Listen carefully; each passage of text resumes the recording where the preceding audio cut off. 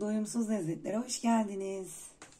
Bugün sizlere et nasıl marine edilir, nasıl lokum kıvamında olur, onun tarifini vereceğim.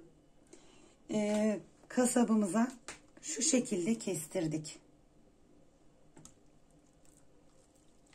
Bunu marine edeceğim.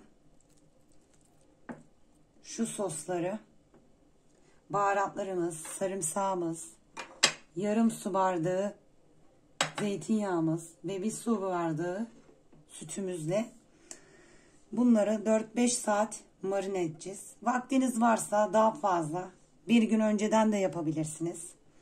Muhteşem lezzetli oluyor. Hadi gelin yapımına başlayalım. İlk önce sıvı yağımızı döküyoruz.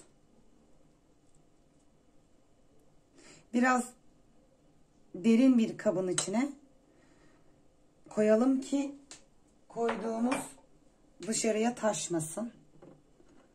Sonra sütümüzü ilave edelim. Ve etimizin üzerini kaplasın.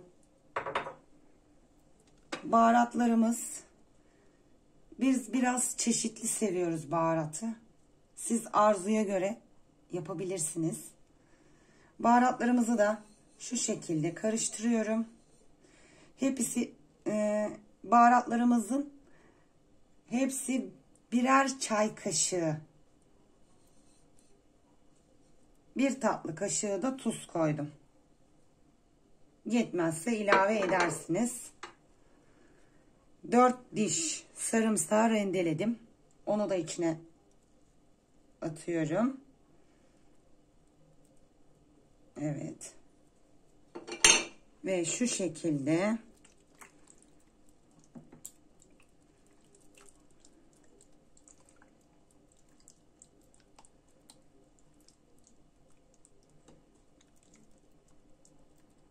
karıştıralım. Ve bunu streçleyip dolaba atalım. Ben 4-5 saat bekleteceğim. Şu an öğlen saati. Akşama yapacağım için 4-5 saatten de biraz fazla olacak. Ne kadar fazla beklerse o kadar güzel olur. Streçimizle sarıyoruz.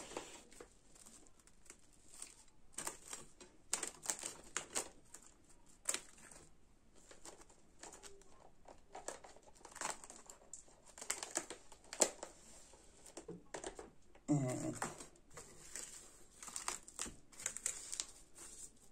Pişirmede buluşmak üzere.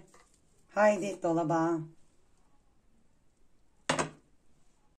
Marine ettiğimiz etleri streçi çıkartıp ve tavamıza alacağız.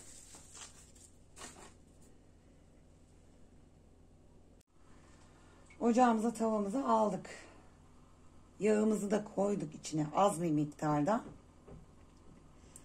Etlerimizi içine kızınca koyacağız. Kızmış olan tavamızın içerisine etimizi yerleştiriyoruz.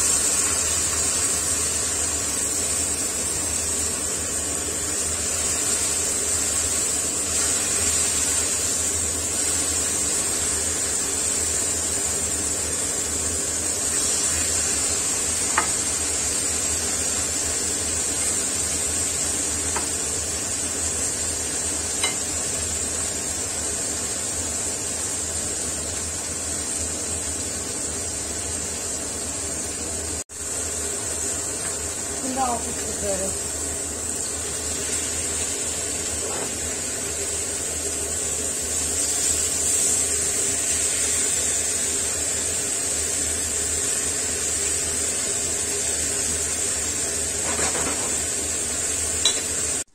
Evet, etlerimiz pişti. Servis tabağına alıyoruz. Şu şekilde.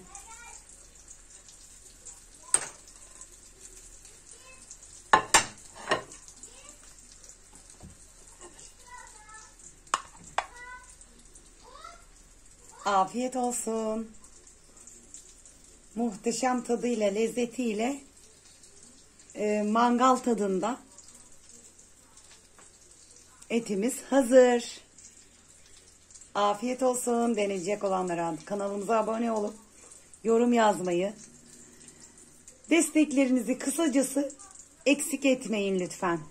Çok teşekkür ederiz.